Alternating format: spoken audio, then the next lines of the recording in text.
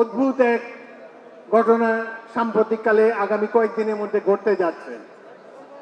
সেটি হলো সারা পৃথিবীতে সংবিধান সংশোধন করে নির্বাচিত প্রতিনিধিরা, কিন্তু বাংলাদেশে একদল অনির্বাচিত লোক, যারা কেউ আমেরিকা থেকে এসেছে, কেউ লন্ডন থেকে এসেছে, বিভিন্ন দেশ থেকে এসেছে, যারা এই 17 বছরের সংগ্রামে কোনো অংশগ্রহণ নাই, জুলাই আগস্ট বিপ্লবে কোনো অংশগ্রহণ নাই, তারা বাংলাদেশের সংবিধানকে ছুঁড়ে ফেলে দিতে চায়।